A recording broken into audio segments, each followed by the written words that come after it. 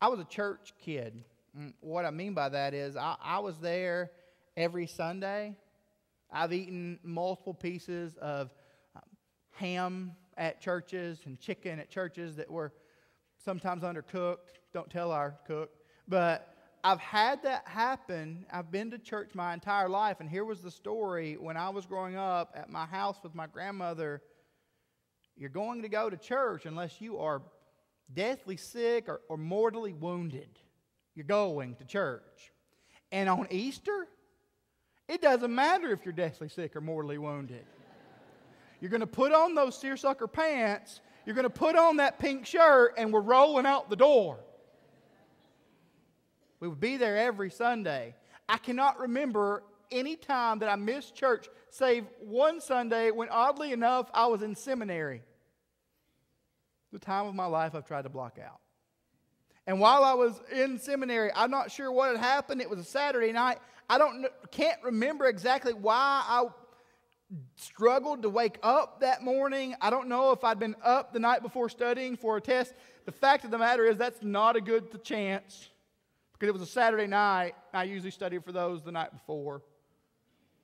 I don't know if I was up playing video games. There's a possibility of that, but I've outgrown it. But I woke up on Easter Sunday at 2 o'clock in the afternoon. And I just had all this, I was like, I've let Jesus down. So I got my Bible, and what I did, I just opened up to every resurrection account. And I started to read the resurrection stories of Jesus, the end of every gospel, because I thought since I had missed church, and this was all subconscious, since I had missed church, I had to do something to validate the resurrection. We don't do anything to validate the resurrection. The resurrection is valid because the resurrection happened. And when we look at the story of what takes place with Peter, he's saying, Jesus, I failed you, I failed you, I failed you, I failed you. I love you, but man, I failed you. How many of us look and we read through the Bible, we see Peter and we're just like, that's us. That's us. Because I'll be truthful with you, if the Apostle Paul walked into my house, one, it would be weird because he lived 2,000 years ago. Two, like I would just say, yes, sir, yes, sir, yes, sir, yes, sir. I would learn to say yes, sir in Greek, Hebrew, and Aramaic so he knew what I was talking about.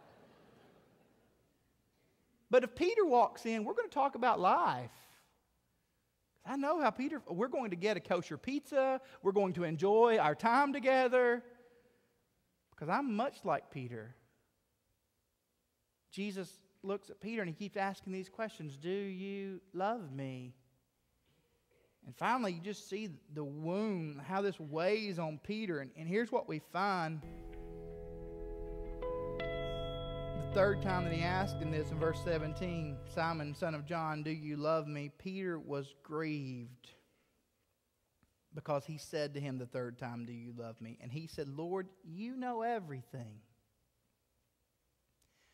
You know that I love you. And Jesus said, feed my sheep. And we find in this passage that the question for Jesus that he poses to Peter is, do you love me? When Peter says, yes, Lord, yes, I love you. Jesus says, well, then do something. The notion of loving Jesus is central to being a Christian. And as our congregation has discussed multiple times, we don't go to heaven because we're afraid of hell. We go to heaven because we love Jesus. Do we love Jesus? And if so, that has implications on everyday life. It carries out. It weighs heavy. Does your love of Jesus carry out in life? It does mean that there's this connection to the body because you love Jesus and you know that Jesus loved the church. And I'm not after those of you who just come once a year. Like, this is for all of us because there are many of us who walk into a church every Sunday, but we don't really follow Jesus. Do you love me? Well, then you do something. You follow after me. And here's what's sad. When Jesus says, follow after me, our initial response sometimes is, well, we're satisfied with Jesus being the method through which we really get what we want. So if I follow after Jesus, then I will get health, and I will get happiness, and I will get success, and I will get wealth. Well, the problem with that is that's just not the story. Jesus tells Peter this in verse 18, truly I say to you, when you were young, you used to dress yourself and walk wherever you wanted, but when you are old, you will stretch out your hands, and another will dress you and carry you where you do not want to go. So the message of Jesus to Peter is this: you're going to die for following me.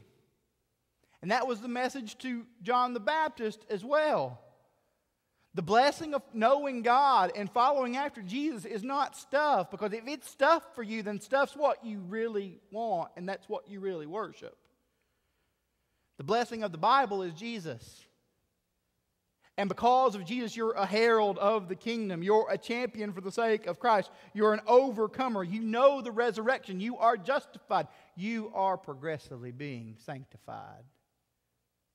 Here's Peter's story. Tradition says that Peter was crucified upside down in Rome during one of Nero's persecutions, and there were many in the mid-60s.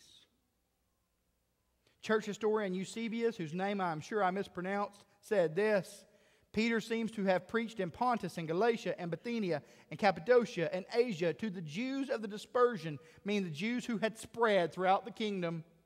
And at last, having come to Rome, he was crucified head downward, for so he himself had asked to suffer.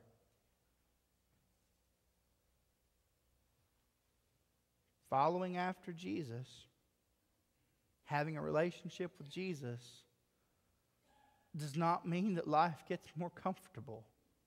Look, sadly, many of us in the church today, when we consider what it means to be a Christian, all that it is formally acknowledging God in the things that we're already comfortable doing. That's not Christianity. That's not faith. That's something else entirely. That's you sitting on your throne instead of Christ sitting on your throne. Follow me is the message. Follow me, and we look in light of the rest of the New Testament teachings, and that means that you take up your cross, which means that you're going to live in submission to God, saying, I once was in rebellion to Him, but now I walk in light of who He is, and that weight carries heavy. Following Him may mean that there is persecution. Following Jesus is not this easy, light matter that we've made it into. I had a conversation with someone a couple of weeks ago who is in no way involved in church whatsoever. He grew up in church, and he said to me, I talk to so many people, and they say, well, why not do that? And what he's saying is we just say a few magic words. Knowing Jesus is not saying magic words. It's knowing that transformation is taking place in your life. Do you see biblical transformation taking place? Because believing is more than information. Believing is God imparting His Spirit to you so that in Him you may live. Is that where we are? Peter gets caught up in what many of us get caught up in: comparison. Here's what we find in the text. Verse 20. Peter turned and saw the disciple whom Jesus loved following them. That's how John always refers to himself, the disciple who Jesus loved. Can you not imagine how much he got on the rest of the disciples' nerves? The one who'd been reclining at the table close to him and had said, Lord, who is it that will betray you? When Peter saw him, he said to Jesus, Lord, what about this guy? What about this man? What are you going to do with him? What's going to happen with him? Because there's this rumor spreading that John's going to live forever. And Peter's caught up in comparison in the same way that many of us are caught up in comparison. Because we look around and we make and find our validity in the fact that we're not as bad off as the person on the pew behind us, and we're definitely not doing the things that the person 3 pews in front of us does. We get caught up in comparison, and even in the good things we get caught up in comparison. And we say, I wish I could do what they do. I wish I could act the way that they act. I wish I could have the impact that they're having. In 1999, I worked a summer camp, the first year that I was ever able to do that. And there was a gentleman on our staff who had memorized the entire Bible. There was comparison that came in my heart. That guy later on goes to write a book that's been on the New York Times bestseller list for a year.